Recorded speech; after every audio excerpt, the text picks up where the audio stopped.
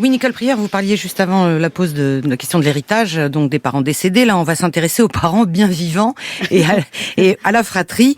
Évidemment, la rivalité qu'on imagine inévitable entre l'aîné et le cadet. Ouais, j'étais là avant toi, j'ai profité de papa et maman 2 ans de plus, t'étais pas encore là. Donc, on est vraiment dans la problématique de la place. L'aîné veut la conserver et le cadet veut la trouver. Et oui, c'est ça. Oui. Et c'est vrai que la fratrie, elle se constitue d'abord avec ce sentiment quelque part de rivalité. Alors ça peut s'exprimer plus ou moins gentiment, ou plus ou moins violemment, mais tous les grands frères ou toutes les grandes sœurs ont envie de renvoyer le jeune bébé qui vient d'arriver à la clinique ou dans la poubelle. Moi, dans mon cabinet, il y avait beaucoup de poupées qui représentaient le petit cadet ou la petite cadette qui étaient jetées à la poubelle. Donc effectivement, l'autre d'emblée, et ce qui est quand même une expérience de l'altérité, c'est comment faire avec un autre qui d'emblée est un gêneur.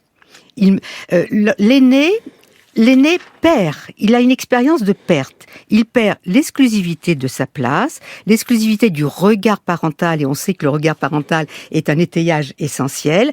Il y a ce regard qui se détourne vers le cadet, vers le bébé qui n'a aucun intérêt. Donc on lui avait dit tu joueras avec le petit, mais enfin on peut pas jouer, il faut le protéger, il faut être encore plus sage, il faut être encore plus grand, alors qu'on a envie de régresser. Donc l'autre est un gêneur. Et pour le cadet, il y a une autre expérience qui est pas celle de la perte, mais une expérience de manque. Il me manque, parce qu'effectivement l'aîné lui dit tu n'as pas connu ceci, moi j'ai le droit de lire avant toi ou plus tard que toi, etc. Il lui manque, les petits enfants, quand je le recevais en consultation, me faisaient une ligne du temps et il me dit tu sais mon frère est né là, moi je suis né 3 ans après, il me manque 3 ans. Donc il y a une expérience de perte et de manque et du coup ça va faire des règlements de compte qui peuvent se régler au moment des héritages. Christophe André. Oui, et puis c'est vrai que dans les conflits, les disputes entre frères et sœurs, il y a le problème que ce sont des disputes avec un tiers, le parent, le père ou la mère. Les enfants, très rapidement, font appel aux pompiers, aux juges de paix, aux policiers. Il y a mille et une façons d'exercer sa fonction de parent. Et la mission de parent, elle est compliquée, là, parce qu'il faut à la fois calmer un peu le conflit. Souvent, ils en sont venus aux mains, donc il faut séparer, calmer les esprits, chercher à comprendre.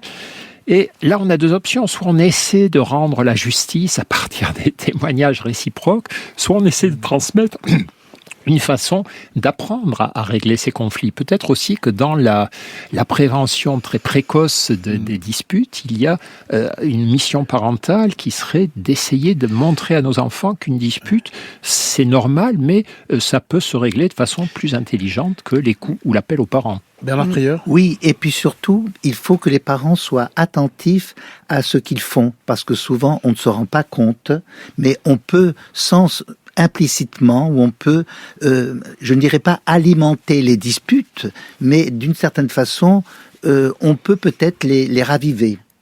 Par exemple, quand j'ai des parents en consultation qui viennent à propos de problèmes d'enfants, etc., et qui me disent « Mais vous savez, monsieur, je les aime tous les 3 de la même façon. » Alors là, je trouve que pour moi, c'est une expression qui peut raviver les disputes.